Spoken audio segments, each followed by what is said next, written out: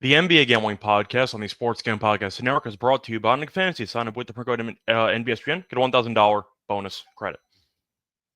And welcome, everybody, to the NBA Gambling Podcast here on the Sports Gambling Podcast Network. It is currently Thursday morning, April 24th, roughly 11 a.m. Eastern Time. Our first episode of Skyrise Show, joined again by Lonte Smith. Together, we're going to break down the three games on the Thursday NBA playoff card. Should be fun. Looking forward to the games based on the actual spreads. Might get a couple close games on the actual card tonight. Lonte, I'll ask you, how's it going? How do you enjoy your Wednesday playoff basketball? Pretty good, man. I think it's been doing pretty well. I think we split lock and dog. I had the team total for Cleveland, and then I had the Magic first half. Point spread got there, but not the money line. But overall, man, it's been a pretty good playoff so far. Not a ton of volume. I mean, I think a lot of the volume's been taken out just using like player props. But yeah, man, pretty good, profitable so far. So can't complain. Yeah, I find the volume for player props kind of underwhelming for me because I like the under in so many games that it's hard for me to take an over on somebody because I'm automatically expecting a slower pace game and I'm expecting less points. So, for example, yesterday, if you ended up having a 30-point parlay with like Boncaro and Jaylen Brown and Donovan Mitchell, and Hero, you got there. I think that was like 100-1. Dang. But the point is that I was not interested because the Celtics total was 195.5. You're looking at the Rockets game being 204.5. You have so many low totals. So picking offensive outbursts from specific players can be very dangerous. And it worked out yesterday if you ended up doing so. But that might be why I've been kind of staying a bit away from player props. I had an alt Giannis rebound line, though, for part of my dog on the last episode, which I ended up sweeping. I had Giannis 10.5 rebounds with Pacers -4 at plus 170, and that worked out. But I've kind of been using some like prop stuff as parlay legs. I haven't really been using it as straight bets because I haven't really found much value, at least from what I've seen, unless I want unders. And betting unders is miserable, especially with guys that are playing like 35 minutes a game. Yeah, so either way, my props have also been kind of limited from a volume perspective, but can't complain as the sides and the totals have done well. But I am going to ask you, since we are going to recap the Wednesday action first, of course, the three games yesterday, the Celtics won without Tatum. They won by 9. They're looking at the Cavs, who were in a bit of a dogfight there with Miami. They were up 2 with about 3 minutes to go. Then Mitchell went crazy from 3, and Cleveland took the game over. They won by 9. And then you had the Rockets beating the Warriors by 15. Of course, the main storyline was Butler getting injured in the first half because Amon bumped into him. If you want to argue that Draymond shoved him, depends on what angle you want to look at. Yeah. But Amon crashed into him, and Butler hurt his tailbone. I believe they called it his pelvis. So we'll see how he looks, but he ended up sitting the rest of the game. They don't play again until Saturday, though. So you're looking at Butler probably having enough time to come back to action. We'll see. But I'll ask you, from those three games, any particular takeaway, anything you want to talk about? I mean, if you want to just go big picture, the Jimmy thing is huge for them because you saw – I don't know if you you watch the game? Did you watch the game? Oh, I had the under. Of course I watched the game. I'm watching Spencer kill me off the bench with 9 points. Guy Santos, by the way. Oh my God. He should not be getting into minutes. He was 4 fouls, 5 minutes. He was besides that, the turnovers, he gave up the free turnover to Şengün for a layup. I thought Santos was horrible last night. But yes, the point is their lack of depth is concerning. Yeah, and then it was just like a storm. Just so big picture, I mean, obviously the Jimmy pelvic contusion is, big concern. And if he can't go, they're in big trouble. And Podziemski was food poisoning, so they were forced to play Kuminga. I know Kerr kind of didn't want to play him, but I mean he was rusty, but he looked okay. He can match up athletically with the Rockets, so yeah. I think he'll be inserted into the lineup going forward if Jimmy's unable to go. Even if he is, I think he should still get some minutes. Outside of that, I mean, I think those two lower seeds in the East are. I mean, they're being competitive. I mean, that's all you can really ask for. They're being competitive. The Magic just don't have a ton. They got to get more from KCP. I think he's averaging like 4 points a game, and you're getting paid that kind of money. You can't do that. So he has to be better. I mean, overall, I thought the Cavs game that was pretty good as well. So, I mean, all you can ask for is these guys to fight. They're obviously outmanned. But, I mean, Spo's just so good that I think he's going to get 1 or 2 here. So, it'll be interesting to see. Yeah, I think they might get 1. I don't see 2 at this point. I just don't think they have enough scoring depth. And Bam, I know he almost had a triple-double last night. I thought Bam was really not that good. I know that, once again, the assists were impressive, but he just doesn't look to find his own shot more often than not, and they kind of need him to. He's just been very passive, which has been a criticism of his in the past in the playoffs, and it looked like he wanted nothing to do with shooting the ball. So I think that's going to be a problem. Hero, I thought, played well. You're looking at Miami supporting Cass playing relatively well. But Mitchell went crazy, and the game was over in about a minute. I mean, it's just how it went. You cut it to 2, and then Mitchell went nuts. Jovic had some moments, but the lights were pretty bright for the young kid who took a bunch of three-pointers, and he can't really shoot. So not he started last year, though, in the playoffs. What was his deal? I know he's been hurt, but I'm just saying, he at no point did he look comfortable last night. And it looked like he was kind of going at 100 miles an hour, and he just seemed out of sorts. That was my takeaway from Jovic, which he's still young. I get it, but I don't think he played particularly well. Did well on the boards, but I think you'd agree if Jovic is going to be taking like 8 or 9 3-pointers, you got problems. And I think he went 1 of 8 or 1 of 9. So it was not good for him. But for the other takeaways, Orlando tried. I mean, you're not talented enough. I feel bad for Banchero. Putting up some monster numbers. They keep daring Franz to shoot threes, and he's got to hitch in his shot again. He went 1 of 7 yesterday from 3. Caldwell Pope accidentally banked in a mid-range jumper. And that was the only shot he made the entire game. It is a mess watching that team play offense. But Derek White was good down the stretch. Boston won. Jaylen Brown at 36. He was great. But I think the Porzingis was great as well. Yeah, he was very good too. Even though Joe Mazzulla, likes to see him bleed on the floor. Yeah, I was going to say he opened up his third eye because he got slammed in the face with a flying elbow by Goga. And you ended up seeing him go to the locker room quickly, got stitches, shot the free throws, went back out, and then realized, wait a second, we're playing the Magic. Why am I even bothering? And they won anyway. But nice job Orlando covering, so that counts for something. Yep. But I once again think the main takeaway you got to talk about is the Butler injury, just because if Butler's out, this team's dead. Yeah. I know you can make an argument that, they've been here before. They're not beating the Rockets in another 3 games if Butler doesn't play. Houston's too good defensively. It's just how it goes. Now, you're looking at Golden State with Curry having 20 and 9.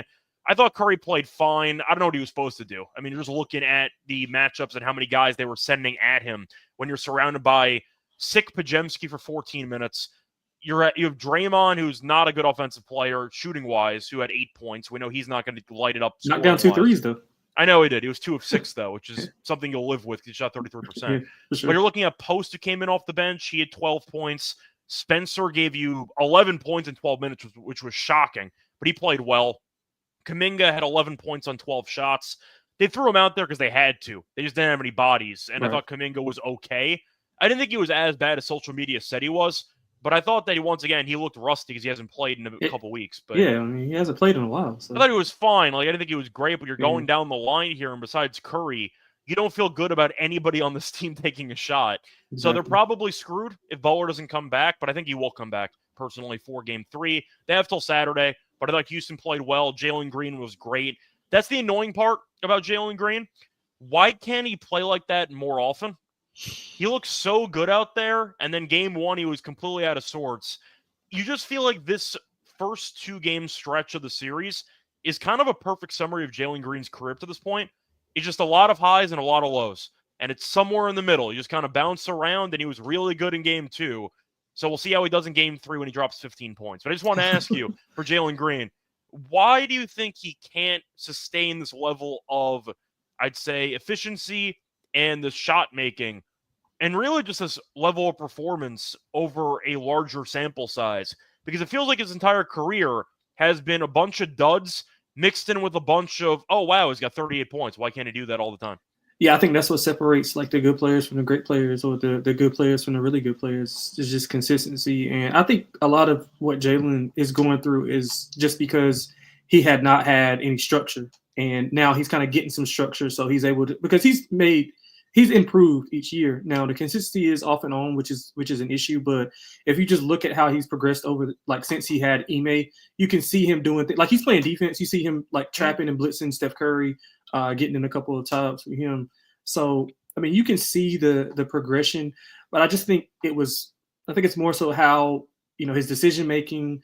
Ime did a lot of things where he was handling the ball, he was initiating the offense. So they running a lot of high pick and roll with him and Sengun, with him as a ball handler, versus having him come off pin downs and doing different things like that, and having him make a a conscious decision. But when he has the ball in his hands, it's just high pick and roll. So it's something simple that he doesn't have to do or extend a lot of mental strength on. So, I mean, I like Jalen. I mean, the consistency thing has to be there. I also think that whenever he's just so athletic, he doesn't really know what he wants to do when he comes off the pick and roll. You can see sometimes he wants to dive to the basket, and once he makes his mind up, it doesn't matter if it's clogged up or not. Yeah. He won't pull up. He'll just go. So I think that just comes with, maturity. But I think he's got the right coaching staff. And I think he's just been so like AAU based for so long, and now he's got the structure, and I think he'll just keep ascending. But he has to be. I mean, he doesn't have to be 38 points great, but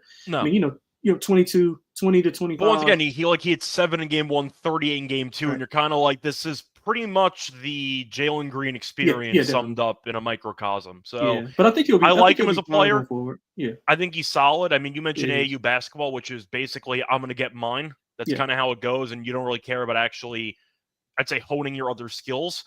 I think it's a basketball IQ thing, and as you said before, it feels like there's a lack of planning with each actual possession for Jalen Green.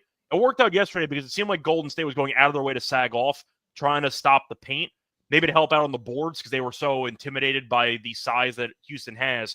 Green got a bunch of step back or just wide open three-pointers off those pick and rolls, so he didn't really have to do much in terms of planning. It felt like Green could just dribble into a wide open shot more often than not for the entire night. And I do wonder moving forward, because his first possession that I remember in the first quarter, he had Curry on a switch. And I'm like, all right, so he's going to go at Curry. And then he chucked the ball out of bounds. And I'm like, I don't really know what else you wanted. You got Curry on the switch. You got the ISO you wanted. He couldn't get bombing the game ball out one. of bounds, I couldn't guess. But so I was concerned. And then he immediately dropped 38 points. So I like how he played. But I still want to see a bit more consistency. I like his game a lot. But I feel like Houston fans look at that game and go, watch that film every day and just know exactly what you're supposed to do.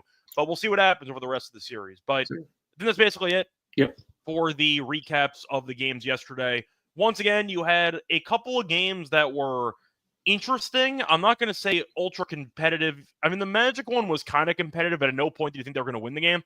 And then you had the Heat who cut it to 2. And I think at no point did you think they were going to win the game. But with Spoelstra, you thought maybe there's a chance they can pull this out. And then Cleveland broke it open again, and they won. But either way, a point is look for a pretty fun day of basketball here on Thursday. Before we get into the actual games here for the Thursday card, a reminder that you could also check out the NFL Draft live stream with SGPN tonight. If you want to go to the watch party for the entire round 1 of the NFL Draft, featuring all your favorite hosts and fans from SGPN. Tune in Thursday, 8 p.m. Eastern. Once again, youtube.com/sportscampodcast to join and watch the SGPN NFL Draft live stream. Moving on to the actual card here for the Thursday games. Starting off with a road favorite, kind of rare, but we have 2 of them actually today. You have the Knicks, who are laying 1.5 after losing game 2 at home against the Pistons. The over-unders at 214.5. Brunson ended up with 37. It was extremely unethical, but he got the 37. Meanwhile, Cade had a bunch of free throw attempts as well, but he had a great game, finished with 30-plus and 12 rebounds. Knicks, though, should arguably be down 2-0, but the Pistons punted away game 1 in the fourth quarter, and they responded. Almost punted away the game again in the fourth quarter of game 2, but Schroeder hit that big three-pointer, and it felt like Cat disappeared for the entire second half of that game. First things first, I know Detroit actually has something they haven't had in a long time in basketball as a city. Hope. They have a team they could actually root for that's actually pretty good. But it's going to be an insane environment in Little Caesars Arena. Pizza. We'll see how they do in the, once again, environment, which should be very, very just hectic early on with the energy. For starters, do you think the Knicks should be favored? Because I was actually kind of surprised the Knicks were favored in this game. Yeah, off the loss, I think 1.5 is pretty. I think that's a safe number. Good time to be in Detroit, man. You got the Lions, you got the Pistons. So like we're not going to talk about the Red Wings, but we're just but hey, 2 out of 3 is you're Tigers doing are pretty good too. Tigers are pretty good. Yeah. So I think it's about right. I think it's the right number. Just because they can't coming off a loss. I think if you saw both of them, if you saw the reverse, like the Knicks lose game 1 and then win game 2, it would have been like pretty much the same. Maybe the Pistons by 1 because it's factored in. But I think the Knicks they'll win the game here. I think the Pistons will come out firing. They'll obviously come out with a lot of energy. And again, like we said in game 2, I mean, I was just looking for things that are repeatable. And some of the things that the Knicks were doing were just not repeatable. Obviously, with that run to surge them ahead in the fourth quarter, Pistons have been more consistent. The role players played really well on the road, and they generally play better at home. Tim Hardaway and Malik Beasley were horrible in that game too, so I expect them to play a lot better here. Beasley scored. Hardaway had 0 points. Yeah. Yeah. I mean, and he was getting good looks. It wasn't Yeah, like he was. I thought they both were. They just couldn't Yeah. knock him down. But Hardaway, I thought was particularly bad. It didn't even matter. Yeah, and the credit to Tobias has been steady throughout the first two games. He's been posting up. He's been playing solid defense. I mean, Cade is going to be Cade. I think we saw that on full display in game two.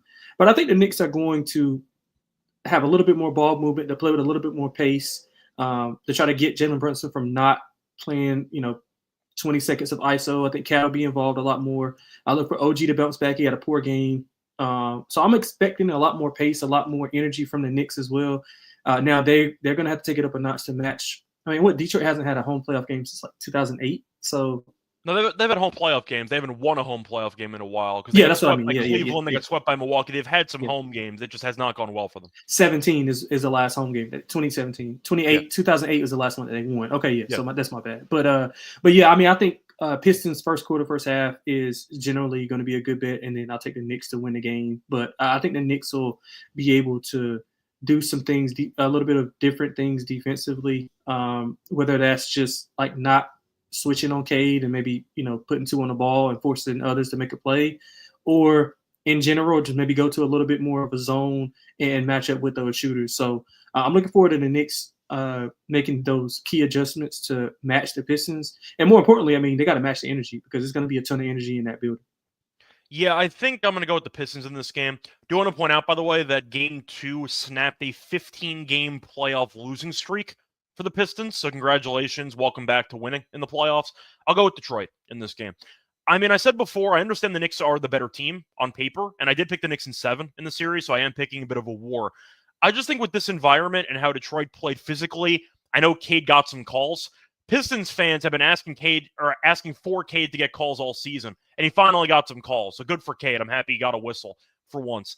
Meanwhile, Lasar fouled out because Brunson's foul baiting half the time, and we know how valuable he can be, and he barely played because he was in foul trouble. Hardaway Jr. couldn't hit a shot.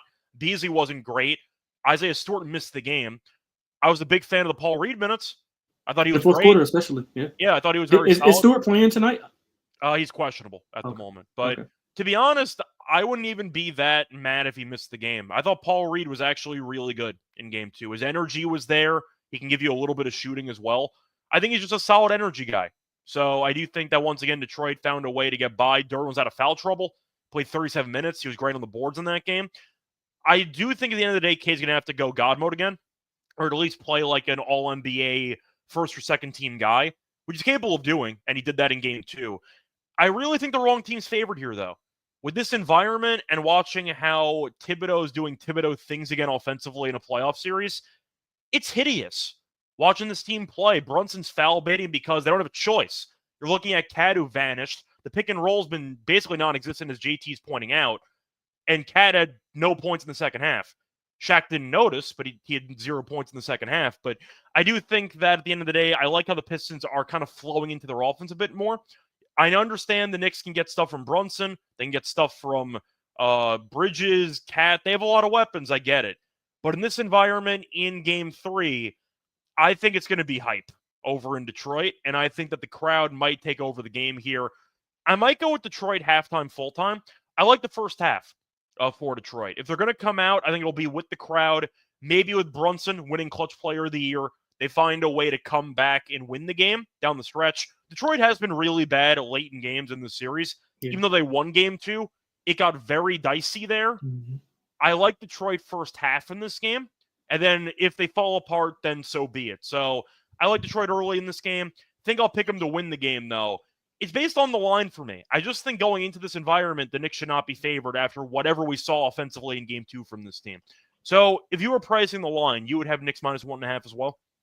I mean, like 1.5. I think that's a fair line. I mean, just power rating wise. I mean, I get like spot and everything else. The Knicks are the better team, I guess. Yeah, just power rating wise, I think 1.5 is fair. But I mean, when you factor in some of if you trust, I mean, I know if you trust Tibbs and the coaches have to make some adjustments. I'm not saying I trust Bickerstaff either, to be clear. So that can be a trade-off. But if they have to, the Knicks have to weather the storm because it's going to be like if they come out, 10-2, if the Pistons are 10-2. If Detroit jumps, some New York's got problems. Yeah, because that building is going to be electric. And again, I mean, I think that the Knicks are like the kind of team that can kind of claw back. They've showed that throughout the year. They can claw back. It's also because they mess around for the first 2 or 3 quarters and they find themselves in a deficit and go, Brunson, help us. It's like, fine, I'll take over again. So I think we're on the same page here.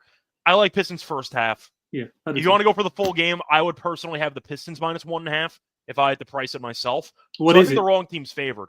What is it first half? First quarter? Do you see it? Oh, let me check. I was saying for the full game, if I had to price the spread, I would. Oh, okay, I got you. Personally, minus 1.5 if I had to do it myself. But for first quarter for spread, Pistons are on the money line first quarter. They're minus 105. So basically a pick 'em for the first quarter. For first half, if you want the Pistons, you can get the first half at minus 105 as well. So I'd rather take that personally. Let Detroit start fast like they've been doing the series. If they choke, not my problem. They got the first half done. That's kind of where I'm at. So there you go. That's going to be my thoughts for that one. Anything else you want to add for player props or anything? Because I saw somebody asking about Cade points. I think he's going to have to go crazy. I am wondering for the Knicks, though, because Cade only had 3 assists in game 2, but they won. Would you rather have Cade try to isolate and try to score, or would you rather try to send some extra bodies, leave some shooters wide open? I understand they're at home, which could result in some role players playing better. It's a pick your poison thing with Cade, though. Yeah, it is. Would you rather make him a scorer or make him a passer?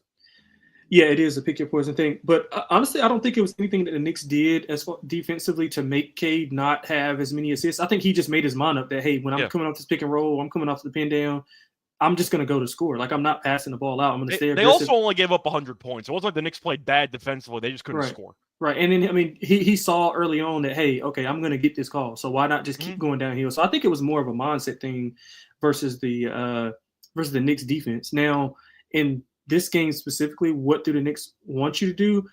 I would assume they kind of like trap him a little bit more and just force Malik Beasley, Tim Hardaway, Tobias Harris, and those guys to beat him. And it's up to Cade, of how he wants to do. But again, I think we talked about this in game 2, some switches that they made. JB was playing Dennis Schroeder a lot more, which allows Cade to play off ball, which allows him to go through pin downs and flare screens to get OG off. I was a big fan of those 2 point guard lineups. And Schroeder's trying to deny ball. Yeah. You might argue that some of that was based on Asar being in foul trouble, where he needed somebody to try to deny ball on Brunson. So we'll see if they stick with that. With Asar, if foul trouble is not an issue. Yeah. But Schroeder played very well, and he hit the biggest shot of the game. Yeah, he did. So I'm a big fan of that. So it's all dependent upon, how I think it's more dependent upon Cade and the Pistons versus the Knicks defensively, because I think they unlock something and they can do things in multiple ways with Cade, which is what makes him dangerous, because he can be on ball, off ball, and he's effective in both of those ways. And also how the game is officiated is going to be big as well. Like, do you think the Knicks are going to get a little bit more calls here because of, Tibbs complaining about the whistle, or so what is the physicality level going to be? Because the Pistons, I would say, are the more physical team. They have the bigger bodies, 1 through 5. So it'll be interesting to see, man. It's gonna be a good, fun, physical game. I'm looking forward to it. Yeah, I do want to point out, by the way, for the refs, you have Zarba. So there is no Scott Foster. They're saving him for the elimination games later in the series. But Zarba, I don't really have the stats behind, but the point is it is not going to be a Scott Foster game. But either way, it should be fun. Looking forward to the game. Before we get into any of the other 2 games on the card, a quick reminder, they're brought to you by EdgeBoost, as they're the first ever bank account built for bettors, ensuring all gambling transactions are approved, no usage fees, and open balance. And a reminder that you could also use Cashback Rewards, 100% approval for all betting deposits. Sign up today at edgeboost.bet, promo code SGPN. Deposit $25 and EdgeBoost will match the deposit. That's edgeboost.bet, promo code SGPN. We're also brought to you by MyBookie, because MyBookie.ag is a place in every sport. They have NFL draft props. They have the NBA playoffs, NHL playoffs too. I know Lonte has been watching Carolina dominate in a series against the Devils, but they have props in every game as well. For true degenerates, they also have the MyBookie money bag, and you could also use MyBookie in a ton of locations. You could also use crypto for only fast payouts and easy deposits. Head to MyBookie.ag with promo code SGPN for a 100% deposit match up to 1K. Terms and conditions apply. MyBookie.ag, promo code SGPN. Welcome back, everyone, to the NBA Gambling Podcast. Went to the first game on the card. Time to move on into the next game, which might be the ultimate 1-2-3 Cancun series. We'll see. The Thunder are laying 9.5. It was 8.5 last night. Now 9.5 against the Grizzlies. And the over-unders at 227.5. Now, so far, there are a couple of red flags for Memphis up to this point. First things first, They can't keep a game within single digits against this team. They've played 6 times, and the Thunder have won every game by at least 13 points. Played 2 road games back in one in February, one in March, and the Thunder won by 13 and by 17. First 2 games in the series, the Thunder won by 51 and 19. And the scary part for the Grizzlies, Shea's been awful in this series, and they've still kicked this team's ass. So I'm going to ask you, because Shea had 29 shot attempts in game 2, made 10 of them. He's shooting somewhere in the 30%. He's been horrible in the series, and nobody really cares because they're blasting this team anyway. So I'll ask you, I understand the argument that it's going to be very, very fun as an atmosphere in Memphis. Then again, I saw tickets for $7. So I don't think people are really happy to be there in the arena. And if they fall behind a lot early, you might see a lot of fans leave early. That's what I'm saying. But I'll ask you here, any chance you're giving the Grizzlies, or are we just picking the Thunder to rout until they no longer rout? Because once again, we have about a 6-game sample, and the Thunder have smacked this team in every damn game. Do we think the Grizzlies keep it within single digits? Yeah, I don't think they beat this team since like 2022. It's ugly. If I'm not mistaken. Yeah, I mean, obviously just a bad matchup, but like you can see glimpses. I mean, obviously not in the 51-point game, but you could see glimpses in game 2. I think in that third quarter where they were. Jaren Jackson actually was aggressive with the ball. They were finding, they were finding some things. Ja was flying around off the pick and roll. You know what? It's really not a ton of analysis that you can give as far as you're going based on vibes. Yeah, I'm going to take the Grizzlies to win this game, man. I think that. Really? Wow. I think they didn't show a ton of effort in game 2, which is what I did not want to see. But when you're at home, a little bit of pride has to set in. I think Tony Allen, Zebo, those guys are going to be there at the game. The crowd, they generally have a good home crowd, and under Jenkins, they've been good at home over the past few seasons. But I mean, this is just a sense of pride here. Obviously, it's a bad matchup, but those guys have to play a lot better, and they got to put some kind of pressure on the Thunder where they're not playing from ahead so much. Like I think the Thunder even started off, didn't they miss their first 7 or 8 shots? Like they were at 0. Did. Yeah, so both teams didn't score for the first 3 minutes. I remember Memphis started. It was either 0 of 8 or 0 for 9 from the floor. Right. And the Thunder were up 15 after a quarter. Good looks, though. They were getting good looks. So you got to, put some kind of pressure and make them execute. They are, getting into their offense too easily. Defensively, the Grizzlies, I mean, you just got to show some pride here. But I'm going to take the 9.5. And in Grizzlies fashion, at home, they have to get in transition. They cannot walk the ball up at all. Even on makes, I would just push the ball and not let the Thunder set their defense up because they're just so good in the half court. They got to protect the ball, obvious reasons. We know the Thunder are really good at taking the ball away, number 1 in the NBA, taking the ball away. But I think we haven't had the trio of Jaren, Bane, and Ja playing at that same level at the same time. So I think we get that tonight.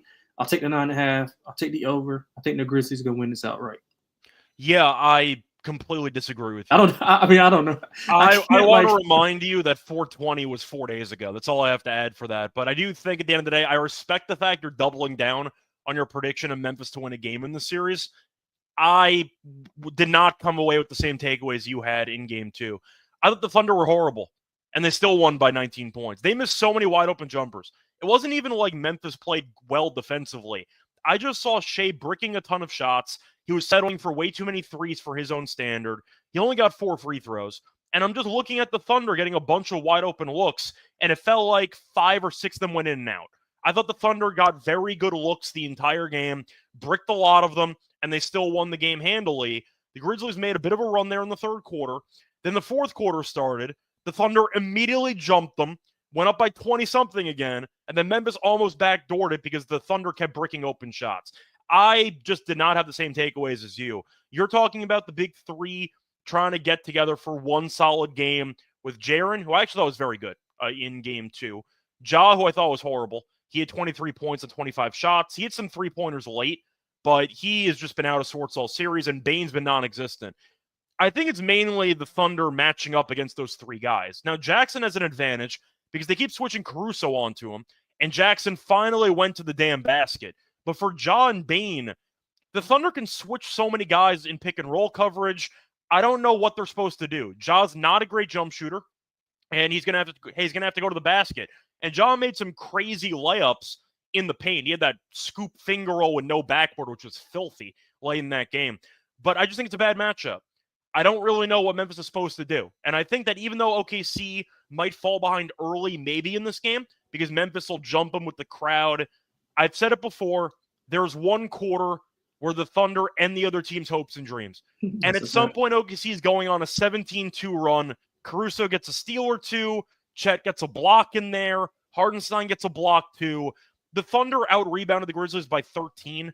I don't know what Edey can do in this series. He's not athletic enough to guard anybody in this series, so I don't really know what the counter is. I'll take him off the floor. You need Brandon Clark in this series, and he's out for the year. That's kind of the problem the Grizzlies run into. No Jalen Wells, but the Thunder scored 118. They were 15 of 45 from three. They had wide open looks the entire game, and they had a bunch of guys bricking shots. So I was not impressed by Memphis defensively. I thought OKC had a pretty underwhelming offensive game, and they still had 118. Shea was horrible, and they still won the game by about 19. I completely disagree with you. I understand the argument that Memphis at home, with the atmosphere and the crowd, with a sense of desperation, is going to put together a good effort early. I think they're also a poorly coached team. And True's mentioning it, how the coach doesn't really know what he's doing. I agree. I think that Adelman for Denver has looked very impressive from what I've seen so far in the limited sample. I actually like the adjustments he's made. I like the rotations. I like what he's doing out there. I can't name one thing the Memphis coach has done that I've actually liked. I feel like he's in a situation where it's basically a 1 seed against a 16 seed, and you're saying figure something out. I don't think they're going to. I think OKC is too good. But if OKC makes, I'd say, more of the wide open shots they got, they could have won that game by 25. I thought that game was ugly. And once the Thunder upped the intensity defensively in the fourth quarter, the game was over very quickly in that fourth quarter. Give me the Thunder, minus 9.5. I think the Grizzlies play hard. I think they play well in spurts. I got the Thunder by like 13, 14. That's kind of where I'm at. I feel like it's going to be similar to the two home games in the regular season. They hang in there. Maybe it's single digits in the fourth quarter. Thunder go on a run. Maybe Shea finally shoots well in a game, efficiency-wise, and they win anyway. Give me the Thunder by about 13 if I had to go for a score here. I like the under, though, in the game. Okay. Memphis can't really score. They've had less than 100 in both games. And the Thunder defensively have been great. Offensively, maybe the Grizzlies ramp up the intensity. Couple ways to get there. The role players for the Thunder maybe look worse on the road. I'll go with the under until one of these games goes over. But it's mostly because I have to see Memphis actually score 100 points before I take an over. So I'll go with the under, and I'll go with the Thunder again. Thoughts? Yeah, that's fair. That's fair. I like over. I mean, simply because I think the Grizzlies are going to have to score. I think it's correlated for you. Yeah, I agree. Yeah, they can't win a 95, 93 game. They can't win even low 100s. They got to get to like 110, 115 to beat the team. So, yeah, I think it's correlated. I think they have just get out and run in transition. That's when they're at their best and not just going against that set defense. And when they can protect the ball. And like I said, just put a little bit of pressure on the Thunder. Just have them down 5 or 6. So when they make that run that you were alluding to, that if they make that 12-2 run, then they're only up, 4 or 5 more points. It's only a short swing versus if you're down already 6 points and then they go on that 12 or a 14-point run. Now you're basically over because you don't have enough offense to claw back. So got to put some pressure on them, got to protect the ball. I can't disagree with anything you say, obviously, because it's I know. I'm assuming, though, based on the actual, I'd say, script that you laid out for Memphis, I'm assuming your favorite play is Grizzlies first quarter, right? First quarter, first half. If they fall behind early, this is going to unravel very quickly. Yeah. The fans might start booing. Yeah, seriously. Yeah. It might get really bad if they fall behind early. I agree. Yeah, so, my first quarter, full unit first quarter, full unit first half, and then, like quarter unit, half unit on the 9.5, and then like quarter unit on the money line. There we go. Once again, tickets are $7 for this game. And Memphis is nobody wants to be there. Yeah, and they're really good home. They have really good home crowds too. Yeah, I know. That's what I'm saying, though. It feels like nobody wants to be there because they're terrified of what the outcome might be. Yeah. And I feel like maybe home court advantage kind of changed in my mind when I was listening to I listened to a bit of the Jeff Teague podcast, actually. I saw a clip on YouTube yesterday. And he's talking about a home court advantage could actually be a disadvantage. Yeah, he's right. Because when things go poorly early on, all of a sudden the fans are very vocal, making a bunch of sound effects, a lot of deflation that you hear. and that kind of adds to the pressure. You could argue the Grizzlies are going to go out there with no pressure at all. I don't know about that, because if they fall behind early and the crowd starts booing them down 15 in the first half, the wheels are going to fall completely off this damn team, and they might lose by about 15 or 20. So I don't mind maybe a halftime, full-time play, but that was like minus 180, which is kind of unfortunate. Jesus. But I do think Memphis, if they get blitzed, the wheels will fall off and they'll lose this game by like 25. So I'll meet somewhere in the middle. Give me Thunder by 13. Fair. That's where I'm at. That's fair. I see Chad mentioning a trend, by the way. Since 2015 in the first round, an away favorite coming off of a loss where they were favored at home by more than 4 points in the previous game, 16-0 straight up. I don't have the stats to disprove or confirm that, but that sounds intense. Supports the Knicks. That supports the Knicks. That does correlate to the Knicks, so there you go. I guess maybe that's why the Knicks are favored in that game. Yeah, but anyway, we're disagreeing on this one. In a way, I'm rooting for you, even though we're disagreeing, because I did not see that coming. That was out of left field. Yeah. But we'll see how Memphis does in this game. Moving on to the final game on the card, you have what has been an absolute war, probably the best series up to this point, because both games were insanely close. The Nuggets are against the Clippers. Clippers are laying 5.5 in the first playoff game in the new arena, in the Dome. So we'll see how the Wall does. That I got to imagine the crowd's going to be amped for that one. But for the over-under, I see 212.5.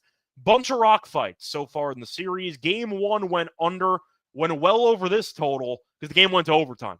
Only reason why, we saw the Clippers outlast the Nuggets in Game 2 because Kawhi went full cyborg mode, and you saw Joker have a really bad second half in terms of turnovers, and he also had that brick three-pointer at the end. Point is, the Nuggets kind of had some chances. Gordon missed a wide-open dunk, and that kind of just took the air out of the building for Denver. I'll ask you, though, because for the actual matchup, I understand that we're switching home courts. 5.5 feels massive for what I've seen between two pretty evenly matched teams up to this point. I understand the argument is, well, Kawhi was great in Game 1. Harden was great in Game 2. That's what I meant. Kawhi was great in Game 2. Powell was really bad. Then he came on in the fourth quarter, had a couple big shots late. They have more depth. But based on what I've seen in this series, 5.5 feels massive to me. These teams are probably going to kill each other again. Give me the under and give me the Nuggets plus the points. Yeah, I like the Nuggets as well. Have you seen anything about MPJ? Like, is he good to go? Or as far as I know, he should be playing. I know it's a game time decision. He was really good in Game 2. He was, but that shoulder issue. Yeah, that didn't look good. And 15.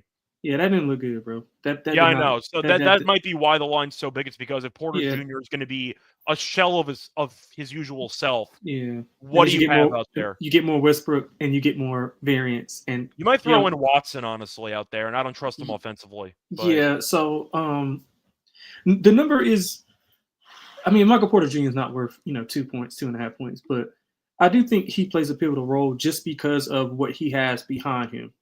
And it's not much experience. It's Russell Westbrook, and you got to deal with the variance of him. So it's comparable to basically what a good NFL quarterback is to his backup. Aaron Rodgers is Aaron Rodgers in his prime is obviously the biggest disparity. That's not a good comp. Matt Flynn had 6 touchdowns in the game. No, I got him paid by the Seahawks. So but when you have comparable quarterbacks, like if you're going from Anthony Richardson to Daniel Jones, I mean it's not a ton of like drop off. But when you're going from Michael Porter Jr. to a combination of Russell Westbrook, Peyton Watson, who don't really fit the scheme as well as Michael Porter Jr. does, I think that's a little bit more of a drop off here. So he might be a little bit more valuable than what we perceive him to be just off of that. But I do think that this spread is a little bit too big. I think we'll see a low scoring game. The Nuggets are they got to find something to do with like the Kawhi mid. I mean, I know it's tough, but they got to either just let him do what he does and force everybody else to like kind of just play 4-on-5 or 4-on-5, or they got to do something because he's getting wherever he wants to go. You either load up on Kawhi and dare Harden to drop 30 plus, or you just hope that once again Kawhi misses some shots. I would rather dare Harden to beat me with scoring personally, which is not fun either. Harden's been decent in the series. It's not fun either, but you got to pick something. Yeah, you got to pick something, but I think 5.5. Obviously, the first game in the new arena, so that's going to be like all of these arenas are going to be, with the exception of I think Memphis would be third here, but Detroit would be first. Clippers would be a second because of the wall and all the different things that they have. I'm sure Ballmer is going to probably bust a blood vessel or two cheering for this. Always does. Yeah, but I think the number is just a little bit too big, man. I think the Nuggets will hang around. Just that Murray was good last game. That pick and roll between him and Joker is obviously one of the best combos in the league. I think the Clippers do win the game. I think the Nuggets can be competitive. One possession game, 2 or 3 points here. Yeah, so going to the series, I had Clippers in 6. So I do think the Clippers will win this game. Yeah. I see people in the comment section talking about it. They like the Clippers home court. They think they're going to win the game. I'm not going to bet the side. I'm not going to bet Denver plus the points here. I'm just going based on what I've seen on eye test. Both teams look pretty ugly offensively. I'll put it that way. When you're looking at all the role players that both teams have, I think you're looking at a spot where it's just a situation where both teams have a ton of non-shooters, like quiet non-shooters in their rotations. And some of these lineups that Ty Lue's throwing out there are just disgusting, trying to buy minutes. There was a moment in Game 2 where he had Bogdanovich on the court, who's not scored, by the way, in the entire series, with Derrick Jones Jr., who we know can't shoot from the outside, and Batum out there. Batum's actually been okay, but all three of them are on the court in the fourth quarter at the same time. And was it Ben Simmons there as well? Simmons, I think, was sitting at that point. But the point is, looking at the actual role players that the Clippers have for their bench, Batum, who's actually been okay so far in the series. You have Derrick Jones Jr., who's not a good outside shooter at all. Ben Simmons, who is afraid to shoot the basketball. And Bogdanovich, who's 0 in the entire series. That's their bench right now. And you have Chris Dunn. And Chris Dunn, we know, is not a great offensive player. He was actually decent in Game 2. I'll give him that. Or I should say, decent in Game 2 defensively. But he scored 5 points in Game 2. So the Clippers have right now 3.5 non-shooters in the entire bench right now. He was better in Game 1 offensively. Yeah, Chris he was. Yeah. Well, they keep sagging off him because they're daring him to beat them. It's kind of like the Westbrook alternative, where that's what they're doing to the Clippers, where they're daring Chris Dunn to shoot. But Bogdanovich has been useless, and they have a lot of guys that are kind of clogging up space. For Denver, you have Peyton Watson, who does not shoot at all. DeAndre Jordan, who played 5 minutes, he can't shoot either. Westbrook, who was 3 of 6 from 3, but once again, they're going to basically dare Westbrook to shoot, and Pickett, who barely played. So the point is, you have a bunch of bench guys on both teams who you want to see shoot the ball if you have the under, because you don't trust any of these guys to actually make shots. Once again, 3 or 4 guys on both benches, you're just daring to shoot the ball. Give me the under. That's kind of where I'm at. And Ian's mentioning that Chris Dunn's been great defensively. 100%. You need him on the floor. Yeah, I get it. But the point is, offensively, Kawhi needs to go crazy. Harden needs to go crazy. Powell needs to play better. But both team supporting casts have given them basically nothing besides Westbrook in Game 1. That's it. So give me the under, because I'm basically looking at a 3-on-3 offensively, and Porter Jr.'s shoulder might fall off. Yeah, so I got problems here. Yeah, and the thing here is they haven't played well, but that was on the road. So those guys are coming back home. Yeah. Get more comfortable. Chris Dunn will knock down. I think Bogey will knock down a few shots as well. I hope he does. I still think Coffey should play some minutes over Bogey. Bogey's been bad. Yeah, he has. He's getting good looks too, just missing. Bogey's actually been decent defensively as well. When they were targeting him after that Game 1, he came back Game 2. He was getting some stops. He had a big steal, I think, at the end of that game. Yeah, so I think those role players for the Clippers will play better. I just think 5.5 is a ton of points to give, Joker and Murray. They're going to have to – I would assume they play Watson. He's going to – because he's going to have to play, because you got to have somebody to guard that pick and roll. I mean, if you're going to have, obviously, Aaron Gordon on Kawhi, then you got to have somebody. Is Watson going to – do you think Watson plays more? I know that he's more of a help defender when it comes to rim protection. You need somebody who can at least try to switch on to Kawhi. And he might have to play if Porter Jr. ends up sitting if he's injured. But you're talking about adjustments you got to make. Besides trying to switch some stuff up with doubles and trapping, don't you kind of need Watson out there for at least some athletic wing defense? I agree. Yeah, 100%. 100%. So that's kind of where I'm at. He can knock down a shot. He can knock down a shot too. You're a lot more optimistic about his offensive game than I am. Yeah, he can knock down the shot. He had a layup because Harden let him go by, because Harden tries to do that BS swat and gave up a free layup. But the point is, reading off the defense or reading off the bench production, for Game 2, The Clippers had a total of 14 bench points in game 2. Nobody scored more than 6. If you ignore Westbrook, who played 23 minutes, Watson, Jordan, and Pickett combined for 5 points. So you need a lot of star power to carry offensively, and I like the under because I'm just going to dare these supporting cast guys to make shots. Give me the under, first team to 100 wins. Yeah, Probably the Clippers, but Yep. I see an ugly game. That's my main thoughts for that one. Anything else you want to add for Nope, this I game? completely agree with the under. Cool.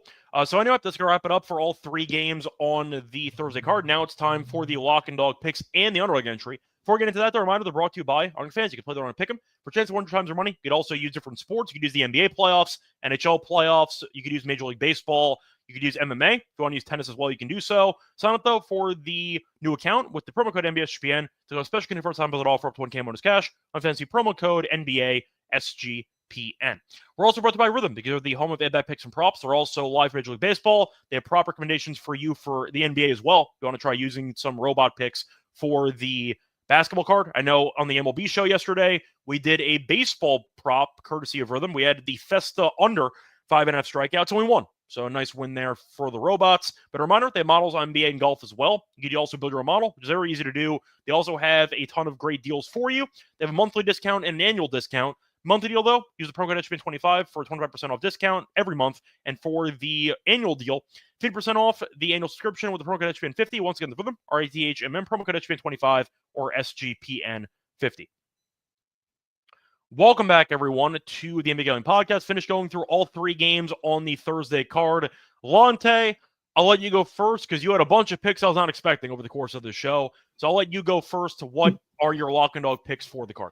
Yeah, so I'm going to go player prop for the lock. Let's go Karl Anthony Towns over 22.5 points. You can get that reduced at like minus 107, minus 105. Game 2, I took it personally. Yeah, but I think they'll be more assertive to kind of get him the ball and get him in spots because he hasn't. I think he's only took like 3 threes, and that's something that he generally does not like. He generally takes at least 5 threes. So I think we'll see a lot more of that, especially with Duren being more as a primary defender, although they were playing Tobias Harris on him a lot more and kind of letting Duren roam off of Josh Hart. So I'll be interested to see how they adjust to that. But I think Cat is in for a big game. Obviously can score inside and out. I think he'll be more effective on the outside. So I'm going to ladder him up to 30 plus points as well. But over 22.5 is going to be my lock. Hey man, dog, I gotta keep going with it, man. Let's go with the Grizz plus 360 on the money line. I'm going to give you a chance to reconsider. No, let's do it. Let's do it. You don't want to go first quarter? You don't want to go anything? Full game Grizz. Let's go. Okay, for the record, because we might as well, since you're taking probably the hottest take dog I've seen in a long time on this show, win or lose, somebody's going to clip this and tag you in it on Twitter. It's all good. And I'm requesting when somebody ends up doing that for this podcast, tag me in it. Because I want to either laugh or I want to praise them. So but just to be fair, I'm taking the points as well. So I'm taking the first quarter points, first half points, and then the full game points. But I'm going to sprinkle on the money line as well. So according to my rules here, dogs have to be plus money, and unfortunately, the spread is not plus money. No. I'm taking money line as well. I know you are. I'm just saying. So for the sake of your dog, I'm not going to half-ass this. No, your dog is Grizzlies money line. Yeah, you're locked into it. Just telling you. Yep, so once again, if you end up seeing this and you want to laugh at Lonte, if the Grizzlies get killed or if they win, clip it, tag him and I, and we'll react accordingly. So just keep that in mind. It's great content either way. Yeah, anyway, for my lock, it will not be the Grizzlies. I'll tell you that much. I'll go with the under. At 212.5 in that Nuggets and Clippers game. Based on what I've seen in this series, it's been ugly, a lot of star power. The benches have been awful besides one game from Westbrook, basically. You could argue he's been good in both games. The point is, though, I don't trust the depth of either team. Once again, to read off some of the guys the Clippers are throwing out there, Bogdanovich has 0 points the entire series. Simmons, we know, is afraid to shoot. He played 8 minutes. Derrick Jones Jr. can't really shoot, and they're sagging off him the entire time. And Batum can catch and shoot, can't really create his own shot. And Tyloo's giving them serious minutes. Batum played 18. Jones Jr. played 19. Bogdanovich played 15. Chris Dunn played 29 minutes, and he scored 5 points. That's a lot of non-threats offensively right now for the Clippers. And for the Nuggets, You have an injured Porter Jr. You have Watson, who can't really shoot. Pickett's barely played. Westbrook is the ultimate wild card. And DeAndre Jordan played 5 minutes. So you know for a fact that he's not going to do anything offensively besides catch lobs. So both teams have half of their rotation basically being complete non-factors offensively. And the pace has been slow. And it's been a rock fight in the first 2 games. I think that 212.5 is too high. I'll go with the under as my lock for that game. Hopefully no overtime. But I do think you're going to end up seeing a low-scoring game here once again. For my dog, what do I want to go with here? I might go with something with OKC because I think Detroit's going to win. But I think it's going to be a very, very close game. And I really don't want to bother sweating out Detroit in the fourth quarter, knowing that they've been awful in the fourth quarter of both games, and Schroeder bailed their asses out of game 2. Maybe an alt spread, actually, for the first half, if I just pick Detroit to jump them early. The crowd really should be fully into it if I had to go for any type of thing here. But I'm trying to see if I can find any value on an alt spread, if I can actually find an alt spread for the first half here. I don't think I'm going to actually find it, which is pretty annoying. No, actually, wait a second, I did. Okay, so for the alt spread here, I'm going to go with the Pistons first half minus 3.5 at plus 154. I think Detroit comes out early. I think they're ready to roll. I think the crowd's going to be amped. And I do think the Knicks, you can argue the pressure is on New York because they were supposed to win this series. They were viewed as being a potential dark horse candidate entering the season. Detroit won 14 games last year. They are in the playoffs. They won a game. Give me the Little Caesars Arena crowd to lose their damn mind for 24 minutes. And Detroit's been really good in the first half of these games. Give me the Pistons first half spread minus 3.5 at plus 154 as my dog. Now, Lonte, for the underdog picks, I know that we mentioned before, player props have not really been popular with us so far, besides me throwing in an alt line for a parlay, or for, once again, a dog play. I'll ask you, is there anything you like to go out of your way to take for an underdog entry choice? I like Tim Hardaway to bounce back tonight. So what okay, I'm gonna have to. Sorry, I'm gonna have to veto that entirely. You don't like Tim Hardaway? No chance in hell. Oh, Hardaway man. is a guy that I will never back in my entire life. I can't do it. The only thing I'll back or I'll take is his under on his rebounds and assists because he does nothing when it comes to rebounds and assisting. But the line's at 3.5, so I can't. No. We're good. We can go with. I know I gave up the cat points, but if you want to go cat threes, I like cat threes. A part of me thought about taking his points and rebounds. Yeah, that's fine. Yeah, He's gonna have to contribute. I don't want to double up, but okay, that's cool. Well, I do want to ask you: the threes for this matchup are set at 1.5? Yeah. I mean, he's hit 1 the entire series, but at some point you got to start using the pick and roll because Duran wants to be in the paint anyway. Exactly. I like it. It's a good buy low spot. Sure, we'll do it. Cat higher on the 1.5 threes as the first option. Anything else you want to go with? What else do I like? I like Powell. I like Powell higher on his points. I think he'll have a solid game. Okay, do you prefer his points or his threes? You know what? That's your call. I mean, we could do whatever. I'm fine with either or. His threes are a 2.5. I'm just trying to think if he actually can get to the points without getting to the threes. He hasn't attempted as many as I was hoping he would. Yeah, he doesn't get to the line a ton either. I was gonna say it is pretty correlated though. Yeah. Sorry, I'm just checking to see if there's any other options here. That's 4.5, unfortunately. Yeah, that's pretty unfortunate. Yeah, I don't know if I actually like Powell based on the numbers they're giving me. It feels a bit high, honestly. What else do I like? I think that was pretty much all that I liked. Do you want to go Michael Porter Jr. lower and dare him to shoot with one shoulder? yeah, that'll be fun. Yeah. That's 12.5. Yeah. Let's go with that. Okay. Lower than that. Yeah, let's go. Yeah, lower. so we'll go with the lower on Porter Jr. points here as the second choice for the entry. Once again, he might end up trying to play and then he leaves early. And at that point, you end up having a bit of a situation where his stats count, but once again, he's going to be very difficult to get. It's going to be difficult for him to get to 13 if he ends up playing a limited role in this one. Oh, well, let's go with Joker points then, because if he's going to be out and that's correlated, then somebody's going to have to score. He's the only one who I think is worth a damn besides maybe Jamal Murray. So I'm fine with that. Joker higher on his points at 27.5. So once again, the three-pick entry. Yeah, the 3-pick entry here for the underdog entry, we're going to go with the Karl-Anthony Towns higher, 1.5 threes. Going to go with Michael Porter Jr. lower, 12.5 points, and we'll go with Joker higher, 27.5 points. Anyway, that is going to wrap it up for the card. Once again, should be a fun slate of NBA games tonight. Lonte, anything else you want to add for you on the show? That's about it, man. Go Grizz.